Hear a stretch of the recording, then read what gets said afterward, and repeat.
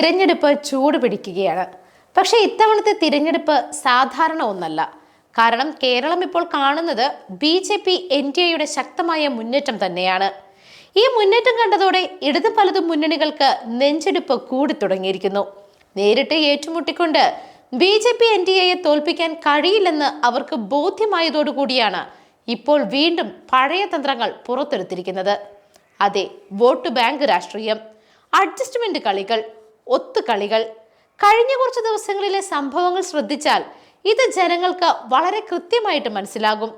ഒരു വശത്ത് welfare party UDFന് പിന്തുണ പ്രഖ്യാപിക്കുന്നു, മറ്റൊരു വശത്ത് PDP-LDFനോടൊപ്പം ചേർന്ന് നിൽക്കുന്നു. ഇവിടെയൊന്നും ജനങ്ങളുടെ പ്രശ്നങ്ങളോ നാടിന്റെ വികസനമോ ചർച്ചയാകുന്നില്ല. ചർച്ചയാകുന്നത് ഒരൊറ്റ കാര്യം മാത്രമാണ്: എങ്ങനെയെങ്കിലും വോട്ട് പിടിക്കണം, എങ്ങനെയെങ്കിലും ജയിക്കണം. ഇതാണ് ഇരു മുന്നണികളുടെയും ലക്ഷ്യം. ഇതിൻ്റെയൊക്കെ ഏറ്റവും വലിയ ഉദാഹരണം നമ്മൾ കണ്ടത് മഞ്ചേശ്വരത്താണ്. അവിടെ SDPI സ്ഥാനാർത്ഥി പെട്ടെന്നങ്ങ് പിന്മാറി. പക്ഷെ ചോദിക്കേണ്ടത് ഇതാണ്: ഇതൊരു സാധാരണ പിന്മാറ്റമാണോ, അതോ വോട്ടുകൾ ഭിന്നിച്ചു പോകാതിരിക്കാനുള്ള ചിലരുടെയൊക്കെ സമ്മർദ്ദമാണോ? ഇതിൻ്റെയൊക്കെ പിന്നിൽ ഒത്തുകളിയുണ്ടോ? ജനങ്ങൾ ഇന്ന് ചോദിക്കുന്നത് ഇതാണ്. ഇതിനെ ജനാധിപത്യ മത്സരമെന്ന് വിളിക്കാൻ സാധിക്കുമോ, അല്ലെങ്കിൽ ഇത് വെറും വോട്ട് കച്ചവടമാണോ?